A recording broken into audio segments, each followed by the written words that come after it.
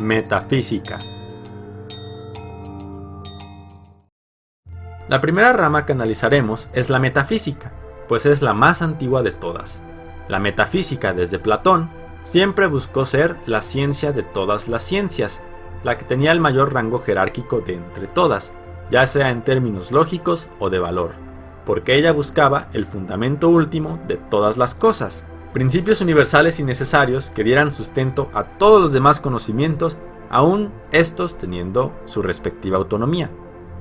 Muchas veces, dicho fundamento último era aquello que es divino, eterno, perfecto e inmutable, el ente supremo de todos los entes, ya sea llamado por Platón como el uno, idea de ideas, o por Hegel como espíritu, ya sea la única substancia de Spinoza, o bien la voluntad en Schopenhauer, existiendo ésta eternamente, pero sin poseer mucho de divina que digamos, sino más bien de demoníaca. A lo largo de los siglos, la metafísica se presentó como la única disciplina capaz, de entre todas, de llegar a explicar la esencia última de todas las cosas. Ontología. La ontología, por otro lado, se presenta como el estudio del ser del ente. Muchas veces se confunde con la metafísica, y esto es porque, históricamente, han ido siempre de la mano.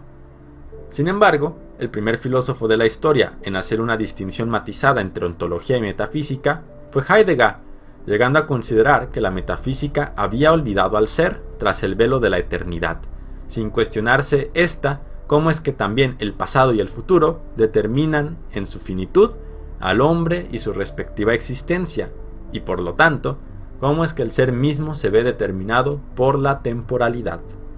Para Heidegger, la ontología, a diferencia de la metafísica, no busca fundamentos últimos, ni explica a partir de razonamientos. La ontología simplemente piensa aquello que es, al mismo tiempo, lo más familiar y lo más oscuro. ¿Qué es ser? Ética. La ética se pregunta específicamente por la naturaleza del hombre, concretamente en tanto a los estímulos, móviles y apetitos que lo puedan encaminar hacia la felicidad, o bien se interroga al mismo tiempo por las virtudes, el ideal de hombre a seguir, lo que significa la responsabilidad y bajo qué premisas el hombre debe actuar para poderse considerar un agente moral.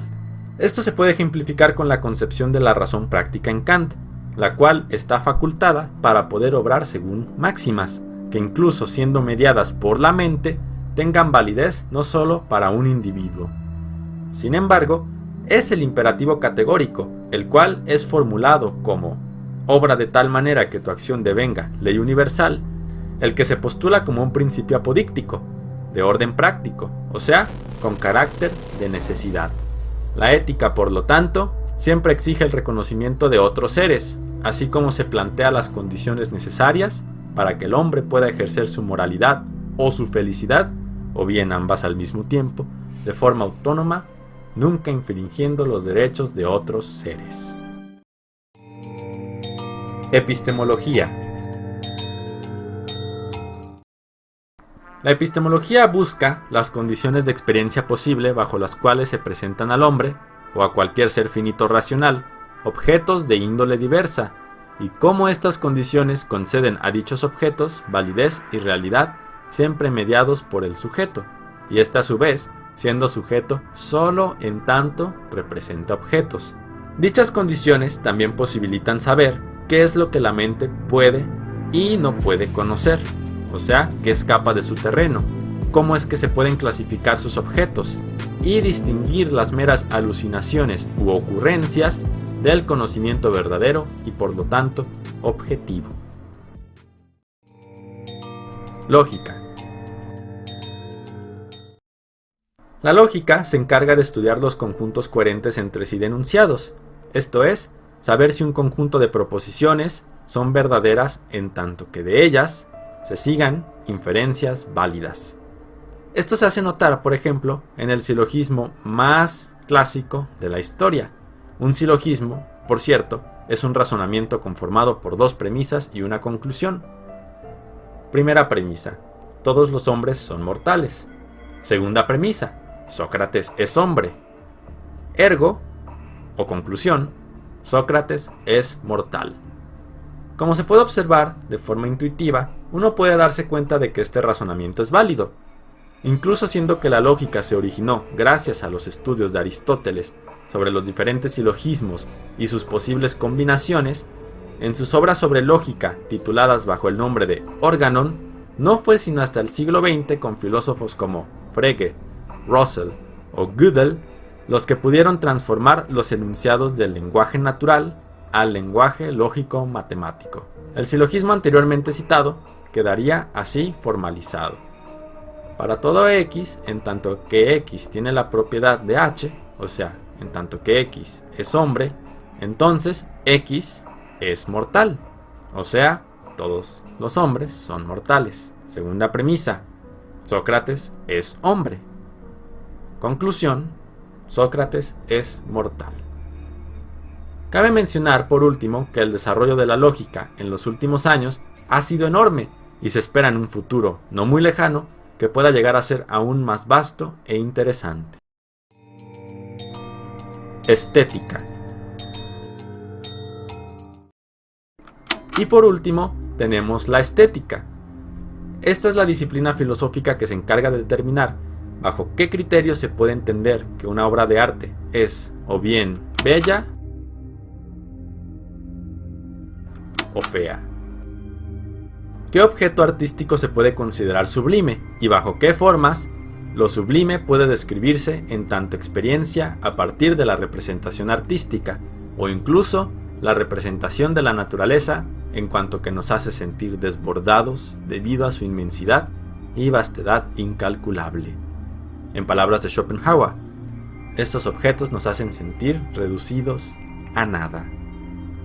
A diferencia de la historia del arte o de la crítica del arte, la estética pretende determinar también la validez objetiva de las representaciones artísticas y su relación con el hombre y la naturaleza, sus fines, si es que tiene, y sus alcances. En resumen, busca las condiciones de experiencia posible, siendo estas distintas a las del conocimiento científico, bajo las cuales se pueda presentar la esencia más íntima del arte, y, sin dejar de lado completamente el contexto histórico en el que las obras fueron creadas, determinar por qué algunas obras de arte, a través de los siglos, siguen cautivando y robando el aliento de tantos hombres, hablando estos diferentes lenguas, teniendo valores diversos y viniendo de tiempos dispares. La estética está emparentada, de forma más evidente que otras ramas, con la epistemología, pues ésta determina las condiciones de experiencia posible de cualquier representación. No es casualidad que Kant, en la Crítica de la Razón Pura, haya escrito una sección llamada Estética Trascendental, en donde aborda su teoría de la sensibilidad y, por lo tanto, de las sensaciones. También la palabra estética proviene de la palabra griega aesthesis, que significa sensación. Aunque la estética, como la conocemos, no surgió sino hasta la época moderna, es cierto que las reflexiones en torno a las sensaciones son tan antiguas al menos como Empédocles y Anaxágoras. Y bien, como conclusión, podemos decir ahora, en muy resumidas cuentas entonces, que la metafísica es el estudio del ente supremo y de los principios universales y necesarios. La ontología, el estudio del ser del ente y su relación con la temporalidad. La ética, el estudio de la naturaleza humana en cuanto a su conducta se refiere. La epistemología, el estudio de las condiciones que posibilitan el conocimiento.